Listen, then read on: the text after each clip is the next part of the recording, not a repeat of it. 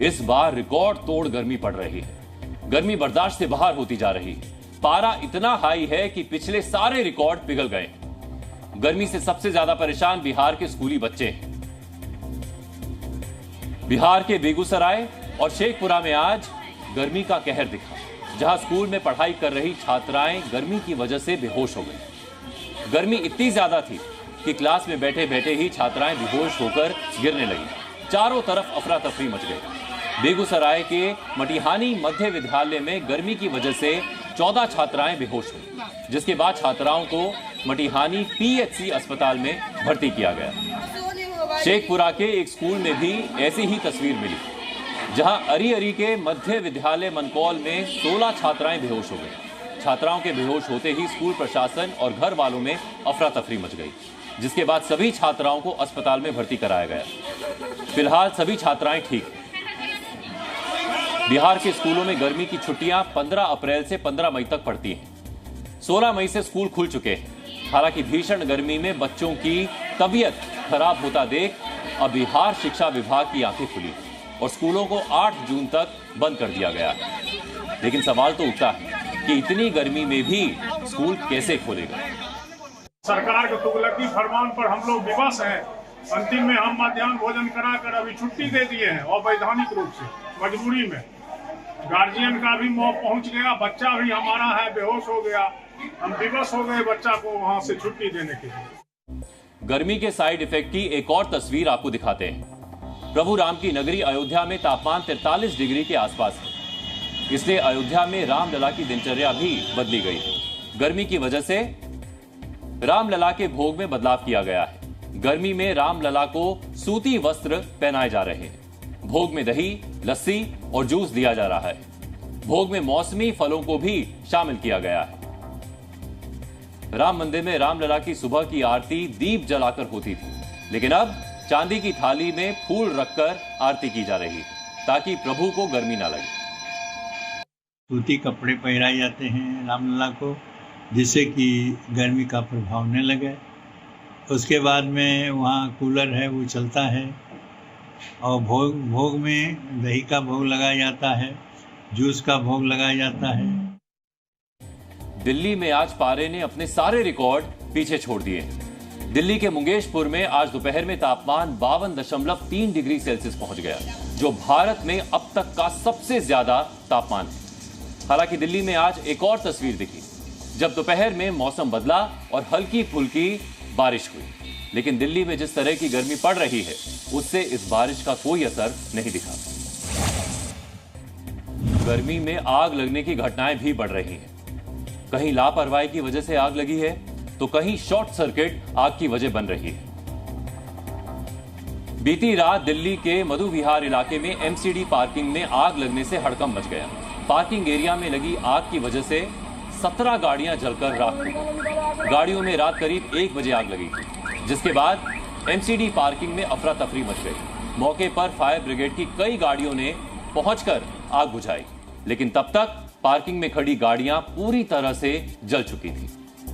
सवाल है कि पार्किंग में खड़ी कारों में क्या गर्मी की वजह से आग लगी, या किसी ने जानबूझकर कारों में आग लगाई, जिसकी अब जांच की जा रही है। कार मालिकों ने इसको लेकर पार्किंग स्टाफ पर लापरवाही का आरोप लगाया है। जैसे मेरे को आज सुबह पता चला कि हमारी गाड़ी सारी यहाँ पर जल गई है, तो मैं जैसे इन्फॉर्म मिली मैं अभी आया तो देखा तो मेरी गाड़ी तो एक तरह की पूरी सारी जली है। आगे तरफ बच गई है, पीछे साइड पूरा जला है, अंदर से यहाँ से अंदर आ गई है, तो यहाँ अंदर पूरा जला हुआ है। कारण ये लग रहा है कि पीछे से जो लोग कह रहे हैं कि एक गाड़ी देखेंगे उसमें पहले आग वहाँ से कैसे जनरेट हुई रात के 12:30-1 बजे, या तो पीछे से किसी ने आग लगाई है इंटेंशनली। एक तो गर्मी, ऊपर से पीने के पानी की किल्लत। दिल्ली वाले डबल अटैक झेल रहे हैं, जिसमें गर्मी का अटैक तो कुदरती है, लेकिन पानी की कमी का अटैक सरकारी है। दिल्ली में पानी की कितनी कमी हो गई है ये तस्वीरें बता रही हैं। लोग टैंकरों का इंतजार कर रहे हैं कि पानी आए तो उनकी प्यास बुझे।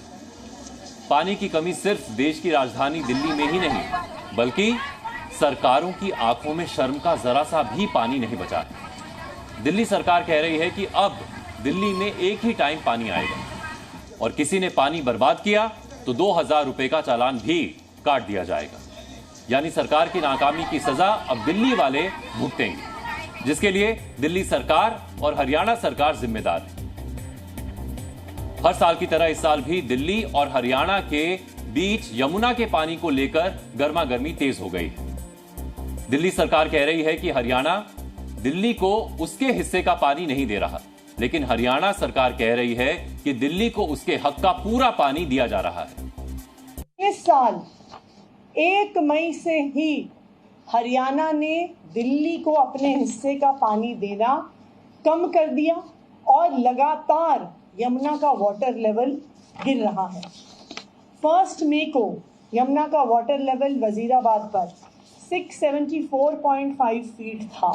लगातार पानी का स्तर गिरता रहा और 20 मई पे ये 671 फीट पर आ गया। देखिए, जितना पानी दिल्ली का बनता है उससे ज़्यादा पानी दिल्ली को हम दे रहे हैं, और इस तरह से पॉलिटिकली मुद्दे उछालना ये बढ़िया बात नहीं होती है। और मेरी तो सलाह ये है कि अपने वहाँ का मैनेजमेंट सुधारें। हमारे यहाँ से पानी जितना बनता है उसमें कभी कमी ना हुई है, ना होने देंगे। हम पूरा पानी दिल्ली को दे रहे हैं और पूरा देंगे। इन दावों के बीच दिल्ली वालों के हक का पानी कहां जा रहा है पता ही नहीं चल रहा। यमुना नदी का आलम यह है कि लोग पैदल और मोटरसाइकिल से नदी पार कर रहे हैं। हरियाणा और दिल्ली के बीच पानी की इस लड़ाई की जड़ तक पहुंचने के लिए जी न्यूज की टीम हरियाणा में उस हथिनी कुंड बैराज पहुंची, जहां से पहाड़ों से आने वाले पानी को दिल्ली, हरियाणा, उत्तर प्रदेश और राजस्थान चारों राज्यों में बांटा जाता है। हथिनी कुंड बैराज से हमारी ये रिपोर्ट दिल्ली सरकार और हरियाणा सरकार के बीच छिड़ी पानी वाली जंग पर दूध का दूध और पानी का पानी कर देगी।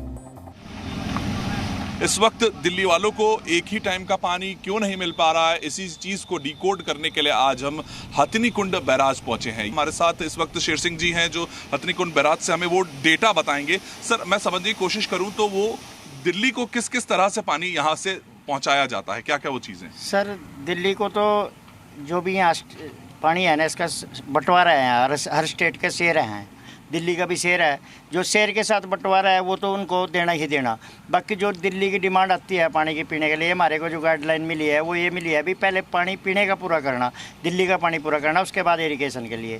तो जो उनकी डिमांड आती है वो पानी यहाँ से हमारे घंटा पूरा कर रहे हैं। अगर हम वो आंकड़ा समझने की कोशिश करें कि दिल्ली में एक दिन में कितना वो पानी भेजा जाता है, एक दिन में पर घंटे के हिसाब से क्या वो आंकड़ा है, अगर हम समझने की कोशिश करें? ये अभी इनकी डिमांड है वहाँ से 761 क्यूसेक की भी डिमांड है। 761 क्यूसेक पर घंटा पानी भेजा जाएगा, इसकी डिमांड है। हाँ जी, हाँ जी। और निर्धारित कितना होता है अगर मैं इसको देखूं तो अगर ये जो फॉर्मूला है, फार्मूले के साथ जो हमारे पास फार्मूला है उसके साथ 381 क्यूसेक है। तो फिर अभी फिलहाल टोटल कितना है कि अगर डिमांड और जो देना चाहिए उसको जोड़ के 761 क्यूसेक पानी है। तो इसकी रीडिंग अगर हम देख पाए तो जो कागजात हमारे पास इस वक्त हथिनी कुंड बैराज से वो ये है कि 761, यही सर सीपी यानी कि सेंट्रल, हाँ जी, central water central common pool हो गया, जो 761 सारा दिल्ली में इस वक्त पहुंच रहा है। ठीक है जी, दिल्ली। बहुत बहुत शुक्रिया। देखिए, शेर सिंह जी ने हमें उस बारे में बताया कि अब वो क्या वो आंकड़े हैं, क्योंकि हम भी आपके सामने इस वक्त वही डिकोड करने के लिए यहाँ पर पहुंचे थे कि दिल्ली में आकर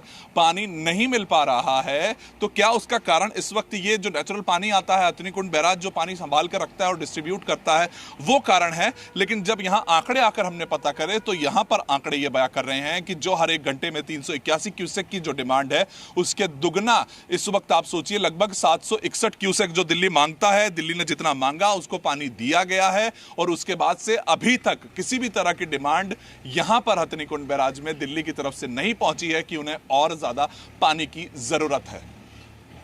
वरुण भसीन, जी मीडिया। कहते हैं कि प्रत्यक्ष को प्रमाण की जरूरत नहीं होती। दिल्ली सरकार जो दावा कर रही है कि हरियाणा सरकार दिल्ली के हिस्से का पानी नहीं दे रही, उस दावे में कितनी हकीकत है और कितना फसाना